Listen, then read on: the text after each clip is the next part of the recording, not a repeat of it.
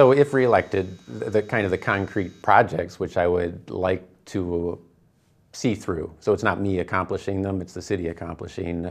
Top of the list is probably completing the sidewalk network, or at least getting closer to completing the sidewalk network. I've been pushing for that for approximately 6 years, both as a planning commissioner and city commissioner.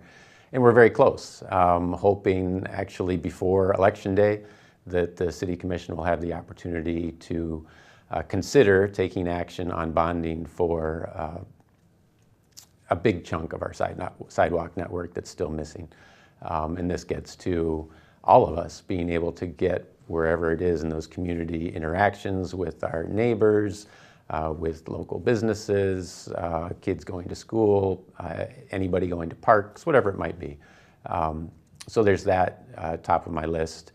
And then other projects would include Hickory Hills, Boardman Lake Trail, again, projects that have been very long in the making, decades in the making, and I take no credit for, but I would like to see those completed and completed well. I was raised that if something's worth doing, it's worth doing well, and I still believe that. It can be very challenging at times because often it's easy at the city level to say, well, this is better than it used to be.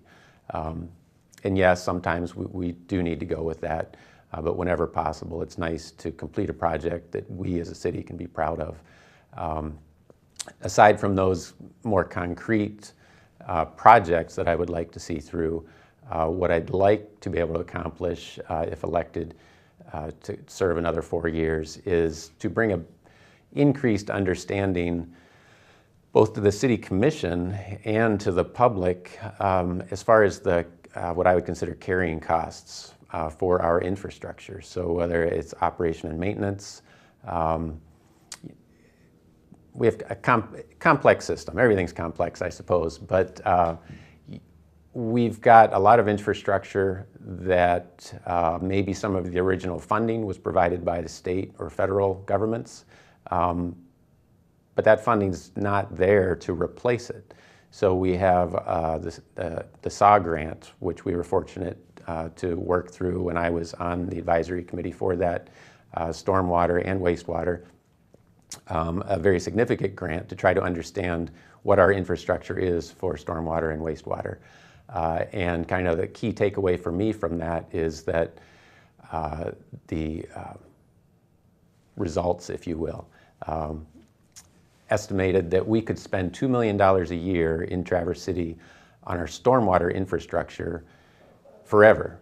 Not just, for 10 years, $2 million a year, but $2 million a year forever just to maintain the status quo of our stormwater infrastructure, because the feds and the state are no longer around to help us with what they helped us invest in over the past century.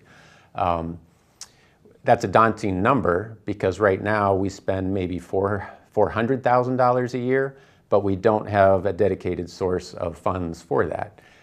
So I guess something that I would hope to, but it very likely will take more than 4 years, is to get a stormwater utility. And many city commissioners and past mayors have discussed stormwater utility, but that's a challenge. That's a huge challenge. I'm confident it will happen, but it takes a tremendous effort to get it right by the state so it doesn't get tied up in the courts. But I think the community values our watershed and our bays to the extent that we could accomplish that, but it will take quite some effort. And part of it, going back to the $2 million a year, it's not to say, hey, let's just spend $2 million a year, let's tax ourselves or have fees associated with what each of us puts into our stormwater system. But there are great opportunities. This gets to the complexity of, well, how about if we had less stormwater? Maybe we should put a target of 1.2 million a year. What can we accomplish for 1.2 million a year?